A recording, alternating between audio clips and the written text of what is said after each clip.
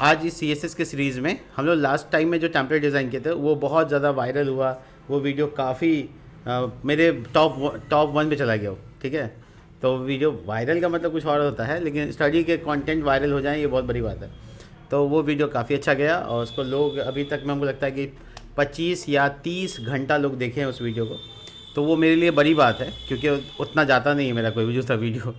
तो इसको VS code में ओपन कर लेते हैं और इसके बाद हम लोग बनाते हैं एक और डिज़ाइन, जिसको स्टेप बाय स्टेप देखेंगे कि ऐसा सेम डिज़ाइन हम कैसे तैयार करते हैं। हम टेम्पलेट इसलिए ले रहे हैं ताकि कॉपीराइट का इशू ना आए, न तो हम ना फेसबुक, अमेज़ॉन, फ्लिपकार्ट भी बना देंगे, लेकिन उस पर कॉपीराइट चला जाता है और वीडियो बंद हो जाता है, ब्लॉक कर दिया जाता है।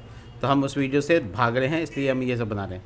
चलिए हम आपको दिखाते हैं। सबसे पहले पेज का नाम, ध्यान रखना पेज का नाम पहला इंडेक्स ही रखना है। अगर ऐसा नहीं रखते हैं तो वो शायद लाइव करने में दिक्कत आए, ठीक है। तो index.html और ये रहा आपका बेसिक HTML कोड। देखो यहाँ पे ध्यान दो, सबसे इंपॉर्टेंट चीज़ें हैं कि इसके जो रिसोर्सेस हैं, जैसे फ़ोटो, टेक्स्ट या लोगो, इस सबको पहले एक बार कलेक्ट कर लेते हैं। तो देखो लोगो के तौर पे यहाँ पे लोगो में IMG लगा हुआ है, इसको कलेक्ट करके ये वाला को सेव कर लेना है। पहला काम ये कर लेते हैं। तो मेरा प्रोजेक्ट फोल्डर है यहाँ पे डेस्कटॉप पे, इसमें एक फ़ोल्डर बनाते हैं इमेजेस, ठीक है, और इसके अंदर डाल देते हैं लोगो।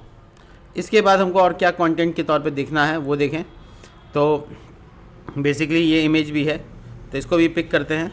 देखो ये भी एक फ़ोटो है, इसका भी लिंक यहाँ पे हमको मिल जाता है, क्लिक करेंगे तो ये खुल जाएगा और इसको भी सेव कर लेंगे, ठीक है।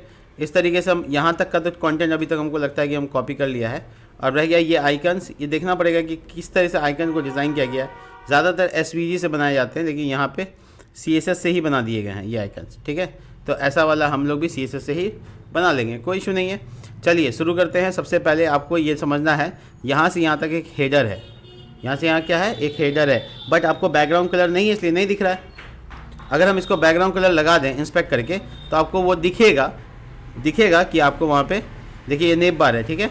और ये बूटस्ट्रैप से बना हुआ है, इसलिए हमको पता है बूटस्ट्रैप में क्या लगाने से आ जाएगा। ये देखो मैं दिखा देता हूँ, देखो चलो तुमको लाल रंग दिखा देते हैं। यहाँ पे अगर हम डेंजर लिखेंगे तो आ जाएगा, देखो। तो आपको बताने के लिए कि ये नेप बार था, ठीक है। तो ये एक पट्टी एक ही था जो कि पीछे वाले डिव के ऊपर ही दिख रहा है, लेकिन पीछे वाला का 2 सेक्शन और फिर दोनों में ऐसे मर्ज हो गया।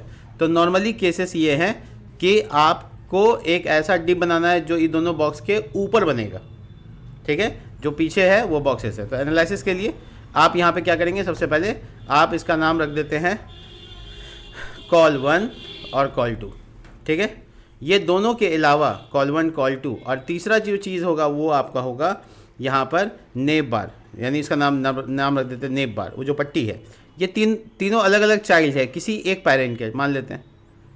देखो पेरेंट का नाम रख देते हैं कंटेनर, ठीक है, और इसके अंदर तीनों चला देते हैं। तो स्ट्रक्चर सही रहेगा तभी आप अच्छे से डिज़ाइन कर पाइएगा, समझ पाइएगा। तो सबसे पहले क्या करेंगे, एक CSS फाइल बना लेंगे और वो CSS फाइल style.css नाम से, और इंडेक्स यहाँ पे लिंक कर लेंगे इसको। तो यहाँ पे वही फाइल का नाम लिखना है जो फाइल आपका CSS का है, ये आप इतना कर देंगे। इसके बाद आप अपना काम शुरू कर सकते हैं। तो मैं CSS खोलने के लिए यहाँ पे बगल में एक और विंडो डाल देता हूँ और ये स्टाइल CSS। सबसे पहला चीज़ जो आपको करना है वो है मार्जिन 0 और फॉन्ट फैमिली। मैं हमेशा से ऐसे चीज़ों करते रहा हूँ, मुझे सही लगता है कि मैं एक बार फॉन्ट डाल दूँ। और इसके बाद अब इस लोगो के अंदर जो 2 डब्बा है, एक का नाम है लोगो और दूसरे साइड का नाम मेन्यू रख लेते हैं। मेन्यू BTN, मेन्यू बटन है वो 3 लाइन जो खिंचा हुआ है, उसका नाम मेन्यू BTN, और 3 लाइन का नाम S1 S2 ऐसे रख देते हैं। वो लाइन भी हम लोग को CSS से डिज़ाइन कर सकते हैं, S1 S2 S3, ठीक है, नॉर्मली। तो इसलिए इसका नाम भी S1 रख सकते हो, क्योंकि 2 का एक साइज़ है, एक बीच वाले का खाली छोटा है ना। तो इसका नाम S1 रख दो, दोनों का नाम सेम हो गया। बीच वाले का छोटा करने के लिए नाम अलग रख दिया। तो नॉर्मली लोगो कहाँ डालना है, तो लोगो के अंदर में एक इमेज डाल देना है। इमेज यहाँ पर इमेज फोल्डर /लोगो, ठीक है। तो ये इमेज यहाँ पे आ जाएगा। इसके जस्ट बगल में हमको एक H2 की मदद से उसका नाम लिख देना, क्या लिखा हुआ है, स्प्रिंग, ठीक है।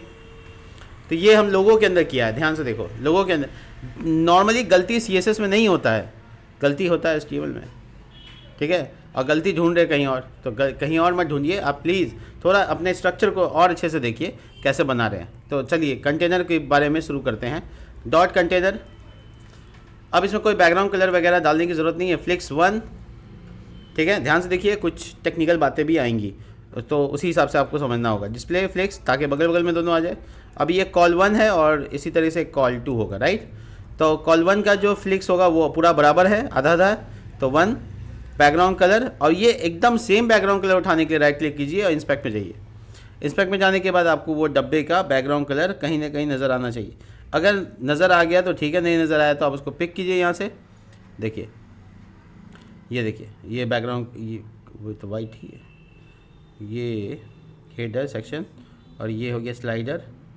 स्लाइडर के अंदर है कैरोसेल, कैरोसेल के पीछे, चलिए कोई बात नहीं, हम इसको पिक कर लेते हैं कलर को। तो यहाँ से सिर्फ कोई भी पिकर से क्लिक करेंगे और ये कलर हमको बता देगा। तो नॉर्मली इस कलर का कोड ये है, तो हम कलर का कोड यहाँ डाल देंगे। क्लास कंप्लीट होता है, हाइट डालते हैं 400 पिक्सल, दैट्स इट। और ये कॉल 2 का भाग, इसमें भी सेम सब कुछ, फ्लिक्स 1 बैकग्राउंड कलर, और इसका भी बैकग्राउंड कलर ऐसे ही पिक कर लेंगे। पिक कर उठाइए और इस पर क्लिक कीजिए और देखिए ये कलर का कोड मिल जाता है, आप इसको डाल सकते हैं। इसके बाद इसका भी हाइट सेम हो गया।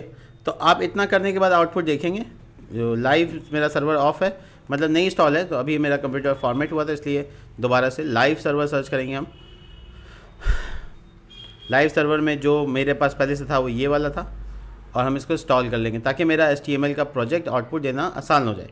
तो ये देखो यहाँ पे गो लाइव का ऑप्शन आएगा थोड़ी देर में, जब इंस्टॉल हो जाएगा तब। अभी इंस्टॉलेशन हो रहा है तो थोड़ा देर रुक जाते हैं, कोई बात नहीं, तब तक काम आगे करें, क्या कर सकते हैं। वैसे ये नेप बार के ऊपर काम कर सकते हैं। नेप बार का बैकग्राउंड अभी फ़िलहाल कुछ डाल देते हैं, बाद में हटा देंगे ताकि आप दिख सके आपको कि नेप बार कहाँ पे है, ठीक है। डिस्प्ले फ्लिक्स, और यहाँ पे direction flix, justify content space between, ताकि इस कोने में और उस कोने में चला जाए। तो वो चीज़ें करनी थी, वो कर लिया हम लोगों ने। इसके अलावा और क्या चीज़ें होंगी, जैसे पैडिंग होगा थोड़ा सा, तो सही रहेगा 20 पिक्सल और 30 पिक्सल, ठीक है। अब हम लोग इसको लाइव कर सकते थे। हाँ देखिए, गो लाइव का ऑप्शन आ गया, क्लिक करते हैं और इसे पहली बार कर रहे हैं इसलिए ये अलाउ मांगेगा। आप देख सकते हैं तीनों चाइल्ड ऐसा दिख रहा है। अब आपका जो नेप बार हो तो छोटा सा वहाँ चिपक गया, आप उसको ऊपर लाना चाहते हैं, कोई बात नहीं। आप क्या कीजिए, सबसे पहले नेप बार के बारे में, डिस्प्ले फ्लिक्स नहीं कीजिए, नेप बार के बारे में कहिए position absolute, sorry display flix ठीक है, फ्लिक्स ठीक है, पोजीशन एक सी से लगाइए एब्सोल्यूट। इसका मतलब होता है हम उस डिव के ऊपर जाते हैं। देखो ये दोनों डिव को छोड़ के ऊपर चला गया। अब इसमें आप विथ मेंशन कीजिए, विथ 100%, देखिए पट्टी ऊपर आ गया। अब आप इसमें पेडिंग ऐड कर सकते हैं, जैसे आपको चाहिए दूरी वैसे उस हिसाब से। तो नॉर्मली आप देख सकते हैं कि नीचे वाला बॉक्स के ऊपर ये आ गया, तो अब आप रेड कलर को हटा देंगे तो भी आपको अच्छे से दिखेगा, देखिए, ठीक है। तो आपका टेक्स्ट ऊपर आ गया, नेप बार ऊपर आ गया, चलिए बहुत बढ़िया। अब आगे का काम करते हैं। तो आगे का काम क्या है, आगे का काम ये है कि डॉट लोगो नाम का जो डिव है उसका डिस्प्ले फ्लिक्स कर दो ताकि इमेज और टेक्स्ट दोनों बगल में आए। आ गया। इमेज का साइज थोड़ा ज़्यादा बड़ा है, तो डॉट लोगो के अंदर जो IMG टैग है उसका विथ 10% कर दो। अब 10% कितना होता है वो अपने हिसाब से अरेंज कर लो, 20%, ठीक है, सही है। अब बैकग्राउंड कलर को बाद में हटाएंगे, पहले आप अच्छे से देख लीजिए कहाँ पे लाना नहीं लाना। जब आपका पूरा फाइनल हो जाएगा उसके बाद डॉट लोगो के अंदर एक H2 नाम का डिव है ना, H2 है नाम का, सिलेक्टर डालना है और कलर को क्या कर देंगे, उसका वाइट कर देंगे, वो वाइट हो गया। अब इधर का पट्टी 3 वाला, तो इधर का पट्टी के लिए क्या करेंगे, डॉट मेन्यू बटन नाम है, मेन्यू BTN है ना, ये नाम रखा था, मेन्यू बटन। इसका विथ कितना देना है वो डिसाइड कर लो, 10% 20% जो भी देना दे दो। इसके बाद हम लोग इसके बारे में डिस्प्ले फ्लिक्स लगा देंगे, S1 S2 S1 ये तीनों के लिए। तो ये एक दूसरे के नीचे आएगा तो फ्लिक्स डायरेक्शन क्या होगा, कॉलम होगा, ठीक है। अब इसमें थोड़ा सा गैप भी है, तो गैप कंसिडर करते हैं 10 पिक्सल। अब हम आते हैं S1 और S2, दोनों में एक चीज़ तो कॉमन है कि उसका बैकग्राउंड कलर वाइट है, उस डब्बे का बैकग्राउंड कलर वाइट है, और उसका विथ कितना है, तो विथ उसका है 100%। जो भी इमेज हुक का बटन का साइज 10% होगा उतना 100%। उसके बाद उसका हाइट कितना है, तो उसका हाइट है 2 पिक्सल या 3 पिक्सल, उससे ज़्यादा नहीं। देखो पतला सा पट्टी आ गया। अब ये 10% मेरे लिए ज़्यादा है, तो हम 10% को कम करते जाएंगे अकॉर्डिंग टू रिक्वायरमेंट। 2%, 5%, 5 ऐसा आ रहा है, ठीक है, चलेगा। अब इस साइड से इधर घसकना था, इसको नहीं घसक रहा है, कोई बात नहीं। आप इसके बटन को मार्जिन लेफ्ट दे सकते हैं, मार्जिन राइट दे सकते हैं, दीजिए, इतना सा कोई दिक्कत नहीं, 10% दे दीजिए, घसक गया, 10% ज़्यादा हो गया, 5% दीजिए, देखिए और थोड़ा सा कम कर दीजिए, 2%, 2% पे तो मामला ही नहीं, देखो थोड़ा ज़्यादा हो गया है। देखो इसकी वजह बताते हैं क्या है ज़्यादा हो गया। देखो विथ जो है ना सब है ना इसमें जाके जुड़ गया, किसमें, 100% नेप बार में। तो इसको 90% कर दो, 90% कम पड़ रहा है, 98, 96, 93, ज़्यादा हो गया, 93, 96 ठीक था ना, 96 नहीं 95, ठीक है 95। अब हम इसको घसका सकते हैं। अब हमको लगता नहीं कि मार्जिन राइट जो हम दिए थे उसकी ज़रूरत है, देखो ठीक है। अब हम पेडिंग जो दिए हैं उसको और कम ही करना पड़ेगा। ये पेडिंग यहाँ पे right top bottom right left को हम कम कर देते हैं। रुको, एक गलती कर रहे हैं हम, वो क्या है बताते हैं। ये ठीक है, हम इसमें कहीं पे पेडिंग भी दिए हैं शायद, पेडिंग 95% ये है, और इसमें पेडिंग कहाँ दिए, नहीं कहीं नहीं दिए, ठीक है। अब हम इसको छोटा या बड़ा अपने हिसाब से कर सकते हैं। 2 पिक्सल है, इसको 3 पिक्सल भी कर सकते हैं, देखो मोटा हो जाएगा इससे। और एक इंपॉर्टेंट चीज़ है, उसका बॉर्डर रेडियस भी कर सकते हैं। तो 5 पिक्सल 4 पिक्सल दे दो ताकि कॉर्नर थोड़ा सा मुड़ जाए, हल्का सा गोल दिखेगा, दिख रहा है, ठीक है। अब हम S1 S2 के बारे में तो कह दिए कि अब हम इसमें विथ को अलग अलग कर देंगे। देखो S1 का विथ 100% रहेगा, लेकिन S2 का विथ थोड़ा सा कम कर देंगे, थोड़ा सा कम मतलब 90%। और इसको जस्टिफाई कंटेंट इस तरफ चिपकाना है, तो क्या लिखेंगे, लिखेंगे flex justify content flex end, ये ट्राई करते हैं, नहीं हुआ। Items and align item end, align items end, हाँ ठीक है हो गया। देखो इसको 90% किया, इसको और कम कर सकते हैं। और ये जो चौड़ाई है 5, इसको 3, ठीक है, कोई बोल ही नहीं रहा, ठीक है हम क्या करें, चलो ठीक है। और इसको 90 85 कर देते हैं, देखो ठीक लग रहा है। अब हम इसको में बैकग्राउंड जो कलर था रेड उसको हटा देंगे, जैसे हटाएंगे देखो ये आ गया, थोड़ा पतला हो गया, अन्याय हो रहा है उसके साथ। गैप कम करो, गैप किधर है, ये 5 पिक्सल, ठीक लग रहा है, जगह ही नहीं है, वो कैसे फैलेगा बेचारा, छुप रहा है। 5 पिक्सल ठीक है, रहने दो। अब तुम्हारा अपना काम है कि तुम उसको कैसे सलटाते हो, 2.5 2.4 मेरा काम नहीं है। वो उतना हम बता दिया, अब उतना तो आप कर ही सकते हैं। हमको लगता है कि आप इतना तो वीडियो मेरा देख देख के ठीक ठाक सीख रहे हो, ठीक है। इसके बाद का बात क्या है, इसके बाद का बात ये है कि इसमें लिखा हुआ है यू कैन हायर, और इसके जस्ट नीचे ये और ये बटन, ठीक है। तो ये सब काम कॉल 1 में करेंगे, कॉल 1 यहाँ पे। तो हम इसमें सबसे पहले H1 डाल देते हैं और बढ़िया सा ये मैसेज डाल देते हैं। उसके बाद ये पैराग्राफ है, इसको P टैग में डाल देते हैं, P टैग में, और ये डाल देते हैं। और उसके बाद मेरा 2 बटन है, मेरे 2 अनमोल रतन है यहाँ पे, दोनों रतन को डाल देना है। इसका नाम बटन्स रख लेते हैं, आप लोग भी यही किए थे, हम भी यही करते हैं, आप ही लोग से सीख रहे हैं हम। 8 है, इस क्लास का नाम आप BTN रख लीजिए और साथ में रेड लिख लीजिए। रेड का मतलब उसका कलर बैकग्राउंड रेड हो जाता है। दोनों शीशे से एक अबाउट अस ना, और दूसरा बटन का नाम, दूसरा बटन गेट, दूसरे बटन में लिखा हुआ गेट अ कोट, ठीक है। और इसमें रेड मत लिखिए, इसमें वाइट लिखिए, ठीक है। तो दोनों का कलर अलग अलग मेंशन कर दिया 2 क्लासेस में, देख पा रहे हैं आप, समझ रहे हैं आप मेरी बात, क्या कर रहे हैं हम यहाँ पे। एक BTN क्लास अलग है, जो दोनों पे लिखेंगे वो BTN सेम हो जाएगा, और जो अलग अलग करना रहेगा वो अलग अलग कर देंगे। तो चलिए इतना तो बोल दिए, करके दिखाते हैं अब। तो सबसे पहले कॉल 1 के अंदर जो H1 है उसका शीशे थोड़ा सा वाइट कर दो फटाफट। पहले क्या होगा कि इससे थोड़ा सा झलकेगा ना, झलक ही नहीं रहा है, देखो झलक गया, अभी झलक गया तो, लेकिन इसको थोड़ा नीचे लाना पड़ेगा, कोई बात नहीं है। आपको कॉल 1 और कॉल 2 के बारे में बता देते हैं कि इंटरेस्टिंग चीज़। कॉल 1 और कॉल 2 दोनों का या तो हाइट बढ़ाना होगा या तो पेडिंग टॉप लगाना पड़ेगा। पेडिंग टॉप इसलिए लगाना पड़ेगा क्योंकि नेप बार में चिपक रहा है, तो जितना हम नेप बार में दिया है उतना तो छुड़वा देंगे। 100 pixel पेडिंग top, and same thing यहाँ भी कर सकते हैं। देखिए ये वाला, देखिए नीचे आ गया। अब यहाँ से अपना शुरुआत कर सकते हैं जैसे हमको करना है, ठीक है। जैसे कि पेडिंग डाल सकते हैं टॉप का, तो इसमें लिखा हुआ टॉप, तो हम ऐसे भी लिख सकते हैं, देखो 100 पिक्सल, और बाकी एरिया में डाल सकते हैं 10%। तो इससे क्या होगा, दोनों साइड से ले लिया। जो मेरा बॉक्स का साइज़ भी बड़ा हो गया, कोई बात नहीं, अगर दोनों में पेजिंग रहेगा तो फिर बराबर हो जाएगा। दोनों में पेजिंग सही रखो, देखो बराबर हो गया बराबर। तो इससे मेरा यहाँ पे टेक्स्ट सही से आ गया, इधर घसक चिपक के आ रहा था। यहाँ पे इसका भी टेक्स्ट कलर वाइट करना है, चलो करते हैं। ये कॉल 1 के अंदर में पी टैग के ऊपर भी लिखते हैं कलर वाइट। तो देखो पैराग्राफ भी वाइट हो गया। और नीचे 2 अनमोल रतन है, उसको भी देख लेते हैं। अनमोल रतन के बाबूजी का नाम है बटन्स, और इसको लगाते हैं डिस्प्ले फ्लिक्स में, ठीक है।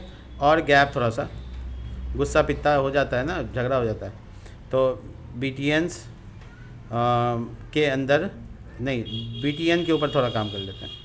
Paging top most 20 pixel. Border भी लगाना है तो देख लेंगे क्या करना है। नॉर्मली अभी इसका टेक्स्ट डेकोरेशन अंडरलाइन हटाने के लिए नन करना होगा, नहीं तो अंडरलाइन नहीं हटेगा। और इसका जो लिखावट है, एक का तो वाइट है, एक का ब्लैक है, तो रेड वाला में बैकग्राउंड कलर रेड होगा, ठीक है, रेड होगा। और कलर उसका जो टेक्स्ट कलर है वो वाइट हो जाएगा, राइट। और जो वाइट वाला है उसका बैकग्राउंड कलर वाइट ही रहेगा, लेकिन उसका टेक्स्ट कलर क्या होगा, ब्लैक हो जाएगा। क्या हुआ, नीचे से कहाँ देख रहे हैं आप, इसको हटा देते हैं, ठीक है। देखिए, वाह, ठीक है। तो अब इसके बाद, अरे अपने प्रोडक्शन को देखकर बड़ा अच्छा लगता है, ठीक है। ऐसे जैसे अपने बच्चों को देख के अच्छा लगता होगा, वही मेरे भी बच्चे हैं, ये भी हम बनाए हैं, ठीक है। तो क्रिएटर को क्रिएशन देखकर अच्छा लगता है, ठीक है। ऐसे टाइम बर्बाद मत कीजिएगा देखने में, बहुत टाइम बर्बाद होता है देखने में, अपना प्रोजेक्ट खुद का देखने में, वाह क्या बढ़िया बनाया है, ऐसे टाइम बर्बाद हो जाता है, ठीक है। अगर अच्छा नहीं बन रहा तो पक्का नहीं देखते होंगे। खैर, गैप तो देखिए, डिस्प्ले फ्लिक्स कॉल 1 में लगा रहे हैं, क्यों लगा रहे हैं, ताकि इसका फ्लिक्स डायरेक्शन कॉलम कर सके, और थोड़ा सा गैप डाल दीजिए ताकि सब आप एक दूसरे से दूर, कोरोना टाइम है, थोड़ा सा दूरी बना के रखना पड़ेगा, मेक एडजस्टेंस, ठीक है। तो इसको अपने हिसाब से टेक्स्ट बड़ा कीजिए, छोटा कीजिए, टेढ़ा कीजिए, मेरा कीजिए, I don't care, I really don't care, ठीक है। ये इमेज की बात। अब आते हैं इमेज पे, कोई ग्लूकॉन डी पिला दो बस। IMG टैग, और उसके बाद इमेज फोल्डर के अंदर स्लाइडर इमेज, राइट। और इसका क्लास ध्यान रखना है, इसका क्लास का नाम स्लाइडर इमेज भी रख सकते हैं अगर इसको कंट्रोल करना चाहते हो CSS से। तो जैसे स्लाइडर IMG ऐसे क्लास का नाम लिख सकते हो। तो इससे क्या होगा, CSS लिख सकते हैं इसमें, डॉट स्लाइडर इमेज, इसका विथ 100%, यानी इस डब्बे से बाहर नहीं जानी चाहिए। What a image, what a position, देखिए कितना अच्छे से हो गया है। अब इसका फॉन्ट साइज़ जो है, फॉन्ट टेक्स्ट साइज़ जो है थोड़ा सा बड़ा है, इसका ध्यान रखना होगा। ये फॉन्ट थोड़ा सा यहाँ पे भी बड़ा है, कोई बात नहीं, जल्दी से कर लेते हैं। देखो फॉन्ट साइज़ 22 पिक्सल, देखो बड़ा कर दिया इसका फॉन्ट। अरे ये वाला नहीं भाई, ये वाला है, ठीक है, 22 ज़्यादा लग रहा है, ठीक है। और ये टेक्स्ट जो लिखा हुआ है उसका भी टेक्स्ट का साइज़, पहले तो H1 का साइज़ थोड़ा सा और बड़ा करते हैं। H1 किधर गया, ये रहा। फॉन्ट साइज़ बाय डिफ़ॉल्ट मिला वही यूज़ कर रहे थे। देखो फॉन्ट वेट 900 और कैपिटल में लिखा हुआ है, इसलिए टेक्स्ट ट्रांसफॉर्म अपर केस। क्या बात है, ये वाला नहीं, ये वाला, इसका फॉन्ट साइज और थोड़ा बड़ा होगा। कैसे बड़ा होगा, और थोड़ा सा 34, ये वाला नहीं है भाई, ये वाला है, ठीक है। वो अपने हिसाब से, हमको नहीं लगता है कि हमको इस पर बात करना चाहिए। वो फॉन्ट साइज़ कैसे बड़ा होगा, नहीं बड़ा होगा, वो सब आप देख लीजिए। अब आते हैं 2 बटन पे, इसको कैसे लाते हैं। तो ये दोनों बटन के ऊपर आइकन्स है, पहले तो आइकन देख लो तो कैसे बनाया गया आइकन, ठीक है। तो आइकन के अंदर स्पैन है, स्पैन आइकन किधर गया, अच्छा स्लाइडर का आइकन है। मैं बताता हूँ आपको आइकन लगाने का तरीका। देखिए एक तो वेबसाइट है फॉन्ट ऑसम, ठीक है, ऑसम, असंभव नहीं, ऑसम, ठीक है। तो नॉर्मली आप फॉन्ट ऑसम का CDN लगा सकते हैं अपने वेबसाइट में, लेकिन ध्यान रखना है नेट कनेक्ट रहे, ठीक है। पेशेंस रखिए थोड़ा सा, तब जल्दी से समझ में आ जाएगा। देखिए आइकन कैसे लगाना है। दूसरा आइकन का लगाने का तरीका बताते हैं, बूटस्ट्रैप, 1-2 तो बता ही देंगे। बूटस्ट्रैप, देखिए ये है आइकन लगाने का तरीका। तो आप स्टार्ट फॉर फ्री पे क्लिक कीजिएगा और आपको ईमेल आईडी बताना है अपना। इसके बाद आपको एक लिंक मिल जाएगा, मेरा पहले से लॉगिन है, ठीक है ना, मेरा रॉकिंग है, देखो मेरा पासवर्ड इसको याद है, हम बस लॉगिन कर लेंगे। जिसका लॉगिन है उसको मिल जाएगा एक तो CDN, मैं दिखा देता हूँ कैसे मिलेगा, उसको यूज़ कर सकते हैं। मेरा तो लॉगिन है भाई, आप भी अपना अकाउंट खोल लीजिएगा इसमें। सिंपली आपको क्या करना है, यहाँ पे क्लिक करना है, ये किट का नंबर है, फ्री में मिला है हमको, पैसा लगाया नहीं है आइकन के लिए हम, लेकिन हम आइकन दिखाते हैं आपको कैसे लगेगा। उफ, हाँ देखिए ये आइकन है, इसका किट मिला हमको। आप इसको लिंक को, ये वाला जो लिंक है स्क्रिप्ट का लिंक, इसको कॉपी कीजिएगा, अपने वेबसाइट में ऊपर में चिपका दीजिएगा। ठीक है, चिपका दिया कहाँ, हेड सेक्शन में। इसके बाद आपका लिंक, अब जो भी आप आइकन चाहेंगे डाल सकते हैं। तो हम आइकन्स पे क्लिक करते हैं और अपना आइकन ढूंढते हैं कि कौन सा लगाना है। तो हम, मेरा एरो आइकन ऐसे ऐसे भाग रहा है, ठीक है, तो उसका नाम लिख देते हैं एरो, ऐसे सर्च करते हैं एरो। तो थोड़ी देर रुको और देखो कहीं पे मिल जाए। कब सर्च होगा ये भाई साहब, इस पर क्लिक करना होगा ये आइकन पे। हाँ ऐसे कुछ हुआ, रुको देखते हैं, सर्च तो हुआ है। हाँ ठीक है, आ गया। देखो इसमें ये वाला आइकन है, ठीक है, एरो राइट राइट, तो इसका मतलब एरो लेफ्ट भी नाम से होगा। इसको भी चेक कर लेते हैं, कहीं पे कहीं पे कहीं पे कहीं पे कहीं पे, ये देखो आ गया। तो ये फ्री वाला है, जिसमें प्रो लिखा हुआ वो आपके लिए नहीं है, गरीब गुरुबा के लिए नहीं है, ठीक है। तो एरो लेफ्ट, ठीक है। कैसे यूज़ करना है इसको, देखिए इसको यूज़ करने के लिए आप इस पर क्लिक करके देख भी सकते हैं कि कैसे यूज़ करना है, वो सिखा भी देगा आपको, कोई इशू नहीं है। तो आइकन को कैसे इस्तेमाल करते हैं वो देख लेंगे, लेकिन हमको दिखा नहीं रहा है, तो हमको पता है कैसे करना है, ठीक है, क्योंकि कंटेनर से बाहर निकल जाएंगे एकदम, ठीक है। और इसके लिए एक नाम से बना लेंगे एरो बॉक्स। क्या नाम बनाएं, एरो बॉक्स। अब इसमें आप 2 लिंक बना लीजिए, ए टैग से बना सकते हैं, कोई इशू नहीं है। पहले का नाम आप रख सकते हैं प्रीवियस, ठीक है। इसमें आई का टैग लगाना है, आई यानी italic, class F A dash arrow dash left, ऐसे लिखना होगा, ठीक है। FAS क्या है, फॉन्ट ऑसम सॉलिड, FA क्या है, फॉन्ट ऑसम, उसके बाद आइकन का नाम। ऐसा करने के बाद आपको आउटपुट आ जाएगा, इतना तो बोल दिया, आ जाएगा ये। अच्छा देखो यहाँ पूरा सॉलिड लिखना, पूरा सॉलिड लिखना, FAS नहीं, FA डैश सॉलिड, ऐसे लिखना है। ये अपडेट हुआ, ये हमको भी नहीं पता था, पहले तो पुराना वाला हमको याद था। तो खैर अपनी वेबसाइट को एक बार रिफ्रेश करके देखो, यहाँ आइकन आ गया, देखो वाओ, ठीक है। अब इसको छोटा बड़ा अपना शीशे से करो, उतना सब करके देखेंगे क्या। ए टैग, ठीक है, कंट्रोल D, और इसका नाम प्रीव की जगह पे इसका नाम नेक्स्ट रख लेते हैं। तो दोनों का अलग अलग CSS हो गया, इसको राइट कर देंगे तो हो जाएगा। देखो दोनों आइकन आ गया, आ गया। अब इसको बढ़िया से CSS करते हैं इसका। चलो जोगिंदर जी जल्दी से कीजिए, एरो डैश बॉक्स, अरे बॉक्स फॉक्स नहीं, हाँ क्या करें, फ्लिक्स 1, डिस्प्ले फ्लिक्स बगल बगल में लाने के लिए थोड़ा सा गैप, इतना तो बाबूजी का हक बनता है। 2-3 ठो लाइन तो फिक्स है कि यही डालने हैं, है ना। तुम लोग भी सोचते हो कि हर जगह चिपका देते हैं इसको। प्रीव और नेक्स्ट, नमक है सब सब्जी में लगता है, हम क्या करें। तो चलिए इसमें सबसे पहले हम लोग क्या करेंगे, इसका बैकग्राउंड कलर फटाफट लगाएंगे। कौन सा बैकग्राउंड कलर, ये वाला @ लगाएंगे तो ये आ जाएगा, देखो आ गया। और इसके बाद इतना तो उम्मीद था इसको आ जाएगा। टेक्स्ट इसका कलर क्या होगा, ऑफ कोर्स वाइट ही होना चाहिए, एक बार चेक कर लेते हैं। हाँ गुड, वाइट टाइड की सफ़ेदी, ठीक है। इसके बाद हम लोग थोड़ा सा बॉर्डर रेडियस, एकदम सर्कुलेशन चाहिए एकदम 50%, और क्या, और विथ हाइट भी दे दें 50 पिक्सल, हाइट 50 पिक्सल, इससे विथ हाइट भी फिक्स हो गया सर्कल पूरा बनने के लिए। और आगे आउटपुट देख लेते हैं, देखो एक तो अरे दोनों, दूसरा वाला किधर गया, इसका नाम अच्छा V छूट गया, इसका प्रीव, दोनों आ गया।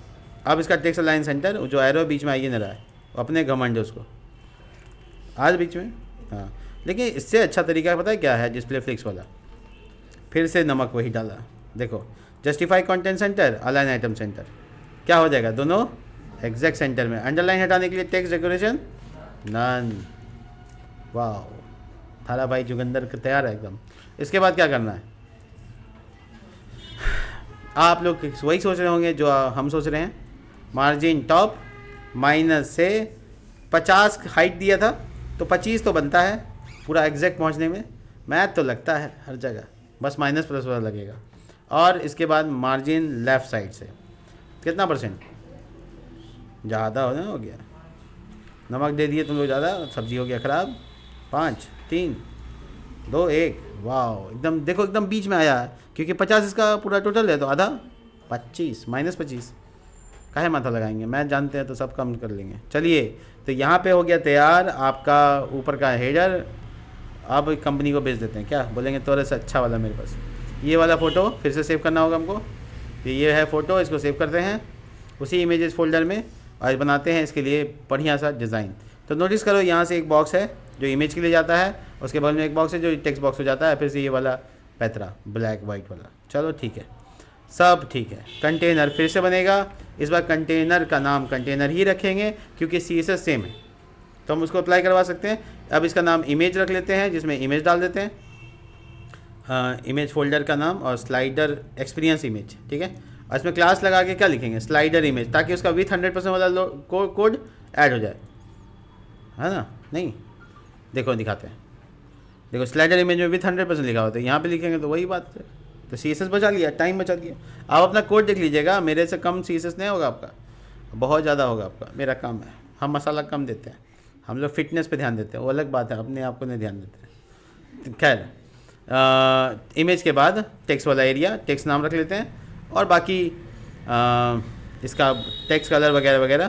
तो H1 इसके अंदर ये लिखना है, लिख दिया। उसके बाद पैराग्राफ ये लिख दिया और उसके बाद तो ऐसा लगता है जैसे बनाया हुआ चीज़ है, बटन्स, राइट। और उसके अंदर ए टैग 2 जिसका नाम क्या रखेंगे BTN और जो कलर के हिसाब से रेड। क्या बात है। और क्या लिखा हुआ है इसके ऊपर, रीड मोर। फिर से तो दोबारा CSS नहीं करते हम repeat, do not repeat your self. अगर आप अपने कोड में रिपीटेशन कर रहे हो, बचाव करो। अब इसका नाम ब्लैक रख लेंगे, अब ब्लैक का CSS अलग से कर लेंगे और क्या, बाकी तो सेम है। देखो ना मेरा आउटपुट भी आ गया होगा, देखो ये तो चमक ही रहा है। अब इसमें खाली बैकग्राउंड कलर डालना है, तो देखिए वहीं पे जहाँ पे वाइट करके गए थे ना वहीं पे ब्लैक करके आते हैं, ठीक है। देखो Ctrl+D और वाइट की जगह ब्लैक, ठीक है। बैकग्राउंड कलर ब्लैक कर देंगे और टेक्स्ट कलर वाइट कर देंगे, उल्टा। देखा, हो गया। तो मेहनत करना पड़ा इस बटन्स पे नहीं। अब आते हैं इमेज का क्या रखना है, उसका क्या रखना है। तो देखो एक का नाम है टेक्स्ट और एक का नाम है इमेज। इमेज का साइज़ छोटा रखना है तो इसमें करेंगे फ्लिक्स 1 और टेक्स्ट वाला साइज़ बड़ा करना है तो उसमें करेंगे फ्लिक्स 1.5। हो गया रेशियो के हिसाब से। देखो इमेज, अब जो कंटेनर है उस पर पेडिंग डाला था हम, वो क्यों नहीं काम कर रहा है।